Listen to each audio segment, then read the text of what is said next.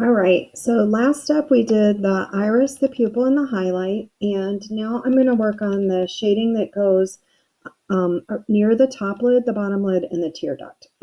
So your eyelid has a thickness to it. It is a really thick piece of skin that covers and protects your eye. And when you on your eye, it actually creates a shadow. So I'm going to use my pencil. I have my HB, and I'm kind of holding it like horizontal to my paper. And I'm going to put a shadow in here. And notice that I am coloring across the iris because that would get some shadow too. So don't skip that. Okay, so I'm just putting a little shadow in. And then we get to use the blending stick, which is like the magic tool. Okay, so get in there with your blending stick.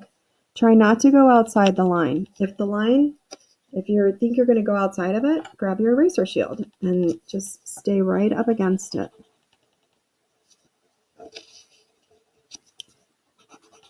Okay, and then what you want to do is pull that shading down a little bit.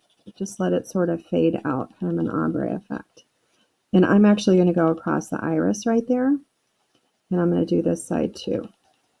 Just a little bit. And you'll notice as you use your blending stick, it's going to get a little dirtier. Okay, now do not shade in the iris. Okay, we're just putting the shadow from the lid in. The iris doesn't get shaded. All right, next one, bottom lid. You can do something similar. So a little bit of shading. So again, I'm putting a little bit of line work in there. I'm pressing very softly and then come up here and just kind of get that corner. Grab your blending stick. Same thing. And remember that you can use the eraser shield here too if you need it. Help you stay in the lines. Okay, and come around here. All right, and then also kind of go up a little bit, just like over here we went up a little bit. And that'll make it look sort of rounded, okay, because your eye is a sphere. All right, last part of this step, we're going to do the tear duct. So if you looked in the mirror and you looked in the corner of your eye, that's your tear duct.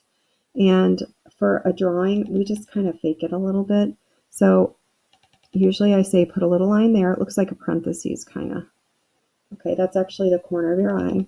And then in here, just sort of shade a little bit, but leave a little bit of white space too, because there's going to be some reflections. So it might look just something like that. Okay, and that's good enough. Okay, so that is the shading for the top lid, the bottom lid, and the tear duct.